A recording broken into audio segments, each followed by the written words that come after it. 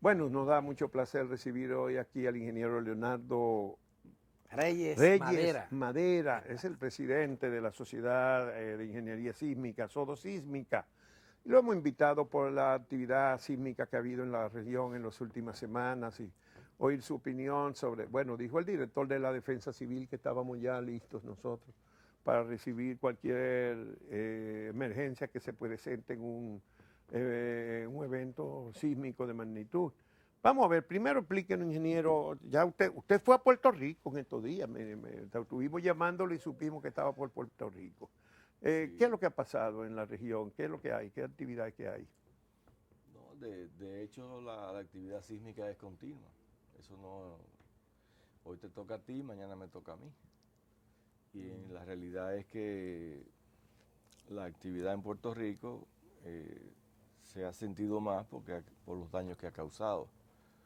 Antes ese tipo de sistemas que provocan esa gran jauría, digamos así, de terremotos, se daba más bien en el mar.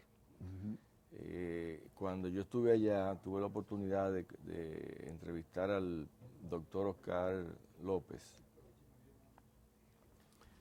y él me decía que, yo le decía que si no era algo anómalo, ¿no? Porque sabe que el área mía no son los sismos, el área mía son los edificios La construcción que están antisísmica. afectados, por eso.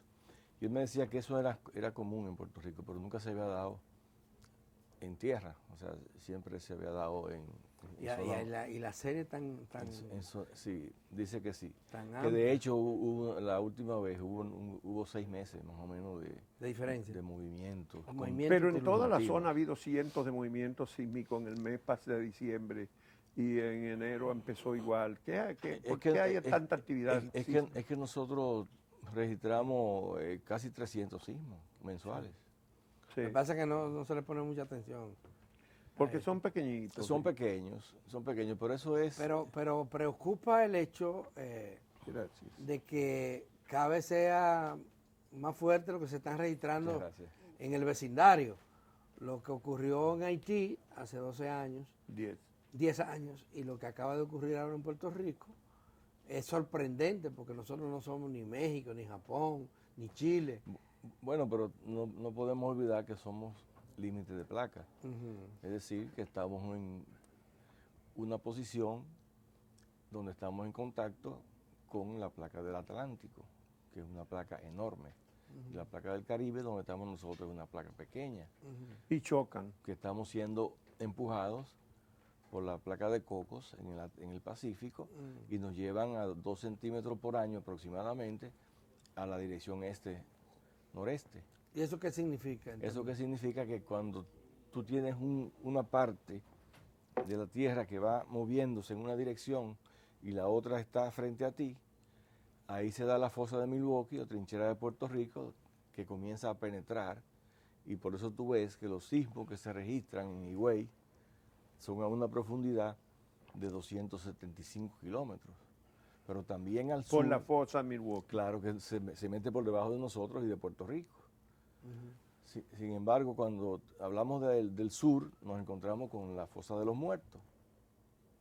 Entonces, esa penetra por debajo de nosotros y de Puerto Rico también, y ahí tú te dices, bueno, un terremoto, un sismo que de una profundidad de 70 kilómetros, entonces tú sabes que está asociado a la fosa de los muertos. Pero si es 200 y pico de kilómetros, es a la otra. ¿Qué significa eso? Que nosotros nos estamos moviendo, por debajo de nosotros nos están penetrando también. Y que podría haber cada vez que hay un movimiento de eso, un deslizamiento para que pueda seguir penetrando o para que pueda seguir avanzando en una placa con respecto a la otra, sencillamente ahí se libera energía. A consecuencia de eso que tenemos la falla geológica esa que entra por la bahía de Manzanillo y sale por la bahía de Samaná, sí, claro. al sur de la cordillera septentrional. Claro. Ese es parte del borde claro. de esas dos placas. Claro que sí. Que una va en dirección contraria a la otra. Sí, o sea, van rotando. Y eso es lo que explica que se cuarteen todas las edificaciones que se hacen sobre esa falla. Y la carretera de Santiago-Puerto Plata, por ejemplo, que ahí, con frecuencia se rompe, ¿no? Con frecuencia sí, esa... Que la arreglan y a los meses ya empieza a cuartearse. Es interesante porque en Puerto Rico se vio parte de la traza de una de las fallas. en el terremoto. Ya. Pero hay temores en algunos entendidos en esta materia de que en cualquier momento la República Dominicana pueda ser afectada por un terremoto significativo. Y se dice que no estamos preparados, aunque hoy veíamos unas declaraciones del presidente de la Defensa Civil, quien dice que sí, que estamos preparados. Usted que sabe de esto y que sabe de edificaciones, ¿qué opinión le merece? Bueno, en realidad yo no sé a qué se refiere cuando dice que estamos preparados. No sé en qué área sería la defensa. Tal vez quiere decir que la defensa civil tiene unos cuantos camiones para asistir a la gente y repartir comida. Si son ellos los que están preparados, o es el país, o qué. Y es muy sencillo. En un trabajo reciente que yo he estado desarrollando, que es sobre la resiliencia de la ciudad del Gran Santo Domingo, y lo he concentrado en el distrito como un plan piloto, yo te preguntaría a ti lo siguiente: ¿qué pasa si en un terremoto nos colapsa ese elevado que está ahí? Ese peatonal que está ahí, el que cruza al Centro Olímpico. La 27 de febrero. ¿Qué pasa? ¿Cómo yo llego al hospital de la Fuerza Armada? ¿Qué pasa si me colapsa un elevado? ¿Cómo cruzo? ¿Cómo llego? ¿De qué preparación tú me estás hablando a mí? La preparación que tú me puedes estar hablando a mí, me debe hablar a mí. ¿Qué tú vas a hacer? En caso de que eso ocurra. Sí, en caso de que eso ocurra. Sí, que tiene que tener unos protocolos ya previamente establecidos. Entonces, lo primero que hay que hacer aquí es evaluar todos esos elementos, los pasos a desnivel, los puentes, los hospitales elevados, las escuelas. ¿Por qué? Porque si y me esos colapsa pasos de uno, nivel no se hizo con ingeniería antisísmica. Sí, pero se hicieron en una época antes de que el reglamento fuera actualizado. Cuando cuando la providencia era más, y se hizo, claro, más blanda que ahora. Y se hizo antes de que se realizara, hace 2 años, como se realizó, la microzonificación sísmica del Gran Santo Domingo. Entonces, en el Santo Domingo, que se pensaba que era todo roca, no es todo roca. Y la roca que tenemos no es tal roca, porque es una roca toda llena de hoyos. Como el caso ¿Y qué fue lo que se hizo hace 2 años? Un mapa sísmico. La microzonificación sísmica. ¿Esa fue que auspició Naciones Unidas? Eso fue a través del Servicio Geológico de los Estados Nacional. Fue un concurso que ganaron unos franceses, una empresa francesa, BRM. ¿Y qué significa eso? Cuando se hace un código sísmico, se tienen valores promedios en diferentes zonas del país. Pero cuando se hace un estudio de microzonificación, se estudian pieza por pieza toda la zona de la capital. Y ahí se demostró entonces que lo que decía el mapa sísmico, que tiene nuestro reglamento, hay zonas donde los niveles de fuerza que van que deben resistir los edificios hasta se duplican en comparación al código sísmico. Entonces, si uno de esos elementos te cae en esa condición que se ha descubierto hace un par de años apenas, fíjate que el reglamento nuestro es del 2011. Pero hay un ¿Del tema, 2011? El último. Sí. Ya tenemos 9 años. Sí. O sea, pero hay un tema con esto, ingeniero. La defensa civil y los organismos de socorro permanentes del Estado, las instancias, están integradas por diversas personas, pero la defensa civil siempre se le ha reservado a un militar, no a un experto, aunque algunos de estos militares han estudiado algo, pero no son expertos ni en sismología, ni en meteorología, ni en riesgo. ¿No debería estos organismos estar dirigidos por personas con mucho más formación? Bueno, yo no puedo decir que ellos no tengan la formación. Yo lo que te puedo decir es, por ejemplo, que una institución como Sodosísmica de 40 años no puede pertenecer a ese organismo porque sencillamente no es gubernamental. Pero la Comisión Nacional de Emergencia solo las oficinas, sí puede, ninguna. Ninguna. Oficialmente a ninguna, porque nosotros no somos gubernamental. Pero sucede que la Sodosísmica es la institución que La tiene 40 años. Sodosísmica es una asociación de ingenieros Expertos. y expertos especializado en el área. Construcción antisísmica. Sí, y además somos los que hemos hecho el reglamento. Sí, el reglamento del 79, el reglamento del 2011. La del 79 fue el Entonces, primer reglamento antisísmico que tuvo el país. Ahí recordamos a nuestro amigo Fellito. bienvenido Coromina Pepín, con quien Fellito. conversamos en Uno más Claro, Uno numerosas claro, veces claro, sobre ese problema claro. y hizo las advertencias correspondientes. Claro, claro que sí. Por cierto, él presidió aquella comisión que creó el presidente Hipólito Mejía a raíz del terremoto del 2003, Sí, que derribó escuelas en Puerto Plata. En Puerto Plata. Por suerte que fue en la madrugada. Si hubiera sido en horario de clase. Igual que el de Puerto Rico ahora, porque Y igual en Puerto Rico en la madrugada. Colapsó una escuela, pero ahí tenemos la duda si colapsó la escuela por el terremoto o colapsó la escuela porque iba a colapsar. Bueno, ese informe recomendaba el reforzamiento de todos los hospitales, los cuarteles, escuelas del país, que casi ninguno tenía la resistencia necesaria para un sismo. Que de hecho se inició en ese momento, porque en ese momento estaba recién iniciada la ONESBIE, que es la Oficina Nacional de Vulnerabilidad. Pero hay cosas que uno no entiende. Perdón, la Oficina Nacional de Evaluación Sísmica y Vulnerabilidad. Entonces, ¿qué pasó, ingeniero? Que en ese momento Fellito fue el ideólogo, o sea, eso nace de Sodosísmica. Esa oficina. Entonces estaba recién creada y de ahí nos trasladamos por 3 meses a Puerto Plata. Y ahí fue que nosotros comenzamos a hacer los formularios post-terremoto, o sea, de evaluación de las edificaciones. ¿Pero cuál ha sido el resultado después de 16 años? Bueno, lo que pasa es que cuando 15. Cuando sale el ingeniero Coromina de ahí, pues sencillamente la oficina comienza a dar tumbo con personas que no tenían esa motivación, que no tenían ese interés, y lo que hicieron fue que se fue convirtiendo en cualquier cosa, hasta que llega el arquitecto Labur, que vuelve a retomar otra vez el concepto, y ahora este joven que está aquí, el licenciado Omar Guevara, que está haciendo el esfuerzo para que eso vuelva a ser lo que originalmente era. ¿Y cómo que se llama ese organismo? ¿Oficina Nacional? ONESBIE. Oficina Nacional de Evaluación Sísmica y Vulnerabilidad. Ya. Eso es exclusivamente para las obras del Estado. Para todo el Estado. Para evaluar todas las escuelas, evaluar hospitales. Del Estado, ingeniero, pero de las escuelas nuevas que se han construido ahora, ha habido 2 pequeños sismos, uno por el noroeste y uno en el este, que han dañado escuelas de las recién construidas. Quiere decir que seguimos construyendo escuelas sin las condiciones necesarias.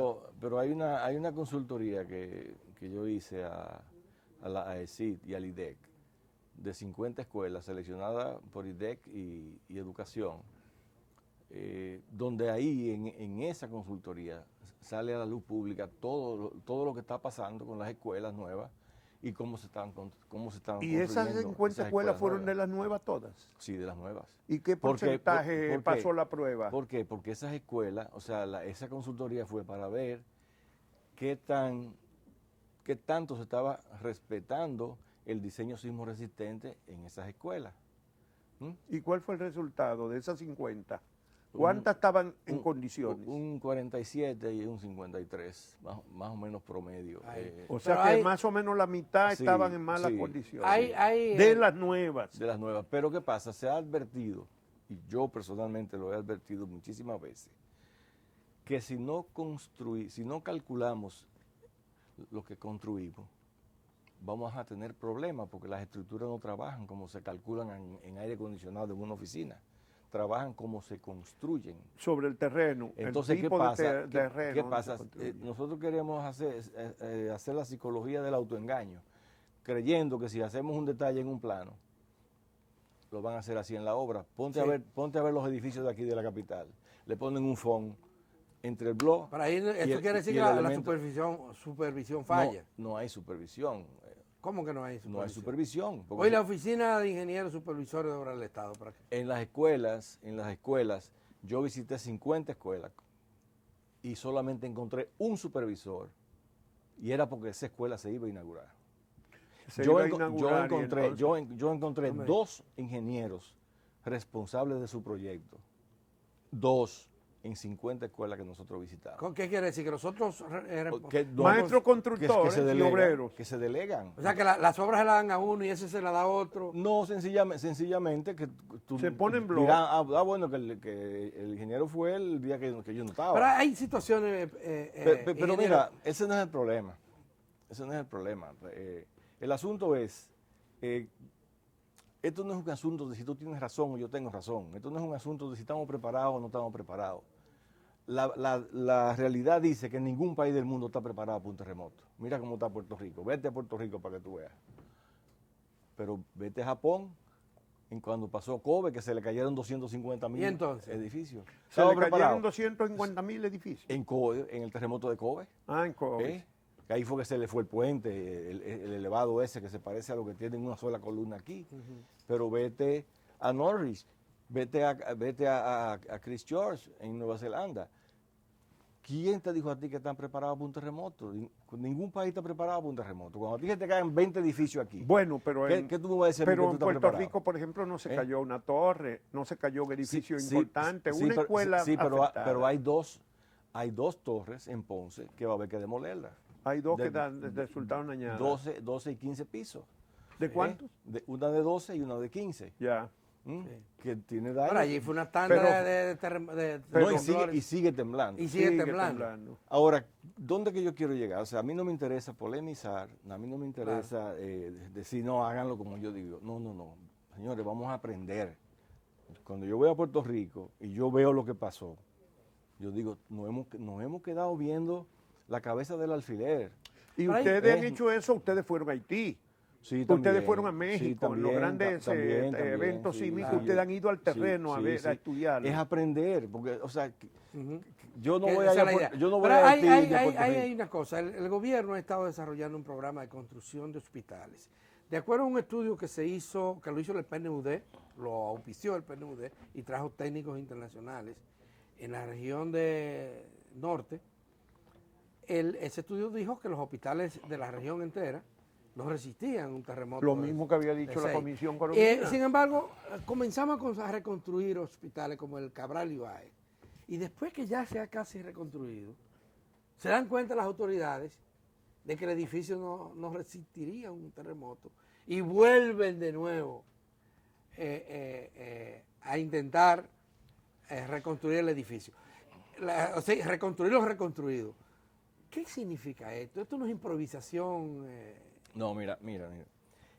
Yo tengo buena memoria del Cabral Ibáez porque desde que yo era presidente de la Delegación Regional Norte del CODIA, he estado bregando con que ese hospital debía de reforzarse porque ese hospital tiene el mismo sistema estructural que tuvieron los 8 de Ciudad México que colapsaron, así como lo tiene el de la Fuerza. ¿Los 8? 8 hospitales que colapsaron en el 85. En México. Bueno, en México todo el sistema ¿cómo se llamaba eso? El sistema de Losa sin viga. El bloque de hospitales públicos, la plaza de sanitaria, creo que se llamaba. Sí. Colapsó por completo. La cuestión es que ese hospital y el de las Fuerzas Armadas es el mismo esquema de los que fallaron en México. Entonces, al final se decidió hacer una evaluación de la vulnerabilidad del hospital después de muchísimos años, después de que en el 2013 rajó por toda parte el hospital y se ha hecho... En el 2003, sí, con el sismo que afectó más duro Puerto Plata, ahí rajó el Cabral Ibáez. Las paredes tenían, tú podías ver de un lado para otro. El Cabral Ibáez. Sí. ¿Por qué es que la falla esa pasa cerca de Santiago? Bueno, lo que pasa es que el sistema, o sea, la estructura, la concepción de la estructura del edificio, en aquella época, que fue en el 70, estaba de moda las famosas losas apoyadas sobre columnas. Entonces se hizo una evaluación de la estructura, se hizo un refuerzo y el hospital se reforzó. De ahora mismo, en estos días, creo que están terminando ya la última pedacito del bloque sur que le falta. Pero que eso se ha reforzado, lo que quiero decir, 5 años después de haberse iniciado la reconstrucción del hospital. Bueno, lo que pasa es que eso ha durado una eternidad. No, y ahora, la explicación que está dando ahora de por qué ese retraso, que ya no es de 5 años, ya estamos hablando de 8 años. Sí. La explicación que se ha dado es que hubo que reforzarlo por la situación que está señalada. porque eso no se previó antes. Si habían estudios que indicaban eso. Bueno, pero no solo estudios, es que el informe del 2003 incluía el José María Cabral Ibáez, porque resultó cuarteado ahí. Desde el año 86 se está diciendo que el hospital hay que reforzarlo. Y ahora fue que ¿Desde el año 86? Sí. Y ahora parece que se ha invertido tanto dinero ahí que pudo haberse resuelto construyendo un hospital nuevo. Entonces el hospital queda reforzado ya. Bueno, ese lo están reforzando, eso no hay duda que lo están haciendo. Ese es tarde y más costoso porque siempre pagamos los costos. El único hospital que se está reforzando. Tú te referías ahorita al estudio de hospitales seguros de OMS, OPS y Salud Pública, donde en ese grupo yo soy tanto profesor como de las personas que se graduaron para poder evaluar hospitales seguros. Yo soy certificado para eso, uno de ellos, ¿no? Y en unos 55 hospitales, que incluso hay un libro que nosotros escribimos sobre la experiencia de aquí, junto con la gente de OPS y Salud Pública, de 55 hospitales, el 70% no iba a pasar un terremoto, o sea, no iba a estar disponible. El 70%. Para un terremoto, y eso está escrito ahí. Porque ahora tú dices las cosas y se piensa que son nuevas. No, aquí se ha dicho todo, aquí se ha estudiado todo. De esos 50 y pico de hospitales que se han remozado, se ha invertido muchísimo dinero, pero ¿dónde están los estudios de vulnerabilidad para que esa estructura se mantenga en pie? Y para que esa nueva inversión antes de tú ponérmelo bonito, sea sostenible. Entonces, esa es una realidad. ¿Usted quiere asustarnos? No. Es que nosotros necesitamos entender qué es lo que significa estar preparado para un terremoto. Un terremoto no es un ciclón. Porque no puede tocar el terremoto. ¿No? Pero claro que sí. Si desde 1500 a 1900 tú tienes terremotos por tu parte aquí en la isla. Digo de 1500 porque lo empezaron a estudiar entonces, ¿verdad? Bueno, sí, antes también por los reportes de los españoles. Sí. Entonces, de 1900 aquí, ¿cuántos terremotos hay? O sea, como 10.000 han pasado aquí. Sí, pero grandes que puedan provocar daño. Bueno, pero digamos, ¿a partir de cuánto empieza a ser dañino? Pero el siglo pasado... En Puerto Rico fue el más dañino fue de 5.8.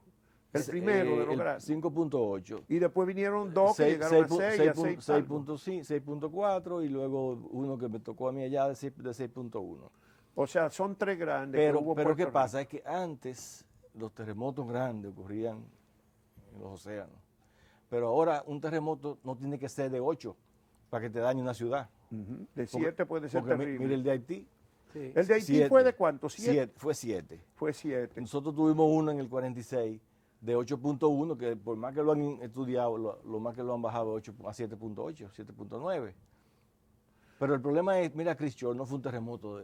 Pero explícame a los televidentes la diferencia entre uno de 7, porque la gente dice 7 y 8 es casi un punto más. No, explícanos cuál es la diferencia entre uno de 7 y uno de 8. Lo que pasa es que es exponencial. O sea, exponencial. No es lineal. O sea, yo la sé, pero explícaselo a los televidentes. 125 veces más. ¿Cuántas? 125 veces más. Un punto es 125 veces más fuerte. Sí. Uno de 7. Sí. Uno de 8 es 125 veces más fuerte que uno de 7. Que uno de 7. Y uno de 7 en relación al de 6. Lo mismo. Lo mismo, 125 también. Sí, porque eso va o sea que nosotros, es logarítmico. Después, el día que nos hablen de uno de 6, ya estamos nosotros en zona, pero terrible. Bueno, mira. Aquí ha habido, el de Puerto Plata fue de 5 y pico, ¿no? 6.5. Llegó a 6. 6.5. Fue de 6.5, el de Puerto Plata. Mira, Juan Bolívar. Que fue el último grande aquí en la parte oriental. Ya, eso de que un terremoto tiene que ser de 7, de 8 para destruirte una ciudad, ya eso... Bueno, pero hemos hablado de la construcción pública y de la privada, ingeniero. Estamos en lo mismo. Estamos en lo mismo, mira. Lo que son las escuelas, los colegios privados. Y todas esas torres que se han hecho aquí en Santiago, en otras ciudades. Los que son estas clínicas privadas, que comienzan en una casita y cuando tú una vez tienen un anexo, tienen otro piso. Todas esas cosas hay que evaluarlas. Nosotros necesitamos tomar conciencia de que el problema es muy complejo. No es como nosotros decíamos, no, que tiene columna corta y se va a caer, o que tiene piso suave. Entonces, el problema, no hemos quedado concentrados en ese pedacito. Y el problema es mucho más complejo. Nosotros necesitamos saber que si yo tengo 10 edificios aquí, como pasó en México, por ejemplo, en Ciudad Juárez, ¿por qué 3 se cayeron y los que estaban al lado no se cayeron? Pero obras públicas... Porque esos estaban construidos con ingeniería. Obras públicas ha mejorado, lo mismo, ha mejorado los requisitos para utilizar una construcción. Claro. Sin embargo, eso no se le aplica al gobierno. Claro. Se le aplica al sector privado, pero no al gobierno. Por ejemplo, si esas escuelas que se construyeron hubieran pasado por el departamento de tramitación de plano, nos hubiéramos economizado muchísimo. Y no pasan por ahí. No pasan. Pero ¿cómo que no pasan? Porque aquí las edificaciones públicas no pasan por obras públicas. Ajá. Por ningún lado. Porque si obra pública la calculan, ellas no se van a revisar ellos mismos. Sin embargo... Ok, pero si la hace la UISOE, que ha hecho muchas escuelas.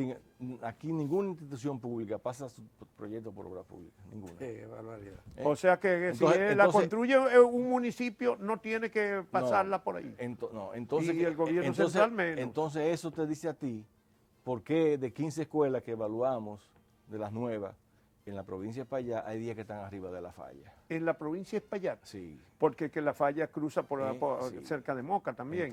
Y hay 10 de esas escuelas encima de la falla. De 15 que se seleccionaron. Pero ingeniero, pero ese es un estudio. Yo empecé con ustedes a estudiar el territorio y con el ingeniero Cormina y con el geólogo Romeo Giná, y fuimos en el año 92, creo que fue, al territorio. Yo vi, ustedes me mostraron a mí escuelas que estaban colapsadas porque estaban sobre esa falla en el 92.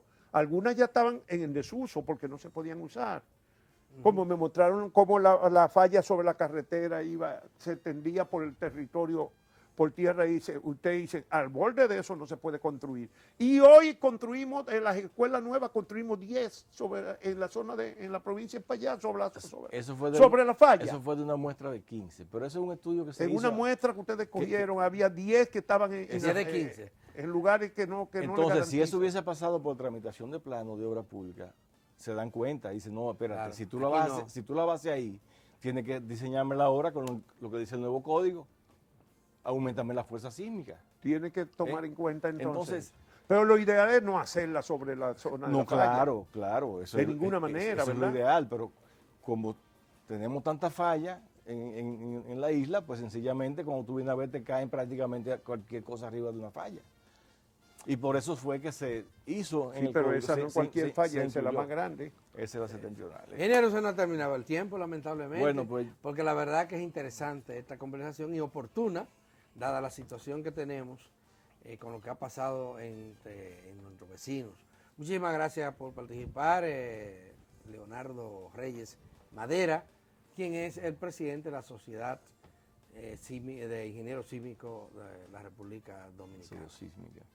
Así que lo estaremos consultando con más frecuencia porque hay que crear conciencia de estos problemas. La idea es no sentirnos que nosotros podemos, tenemos que caerle atrás a la realidad y reforzar nuestros hospitales, nuestras clínicas, reforzar nuestras escuelas y nuestros colegios privados. Y hasta las viviendas. Y las torres. Y revisar. Claro. Pero ustedes hicieron, hubo una demanda en el sector privado a raíz del terremoto de Haití para reforzar estructuras privadas. Hubo mucho edificios, y aquí que hicieron el ejercicio. Claro, aquí, por ejemplo, la Pucamaima en Santiago evaluó todos sus edificios. Y se le reforzó algunos. Y ha reforzado, prácticamente todos los edificios de aula están reforzados. Los de aula. Sí. Porque ustedes recordarán que en México la Universidad Iberoamericana colapsó en el 70. La universidad en pleno, se le cayeron todas las aulas. Y no se murió la oligarquía, los hijos de la oligarquía y la burguesía mexicana, porque era la universidad católica más cara del continente, entonces, más elitista, la iberoamericana, donde yo fui originalmente. Porque se produjo también temprano en la mañana, a las 7, y no habían ingresado. No ha empezado la clase. Se cayeron todos los edificios. En la Iberoamericana de México. Yo quiero terminar. No en el terremoto del 85, en el del 70, que fue un poco menos dañino que la del 85. Yo quiero terminar diciendo dos cosas. Primero, necesitamos ser humildes para reconocer nuestras limitaciones. Claro, y dónde están los peligros, porque los peligros los conocemos y sabemos dónde están. Y ser abiertos para poder iniciar una campaña, o sea, y además real. necesitamos invertir para mejorar prepararnos de verdad. Claro, y saber que aún tenemos tiempo, porque hasta que no llegue el terremoto podemos hacer muchísimas cosas, podemos reforzar muchísimos edificios, que eso es lo que nosotros debiéramos estar haciendo. Desde el punto de vista de defensa civil o los organismos que se ocupan de la seguridad, pues sencillamente esa gente debiera, cada vez que hay un terremoto, debieran mandarse a esos países para que vayan tomando el training, no sé si lo están haciendo o no, Bueno, pero eso es lo que debieran. De nuevo, muchas gracias, ingeniero Leonardo Reyes Madera, gracias a ustedes. Presidente de Sodo Sísmica.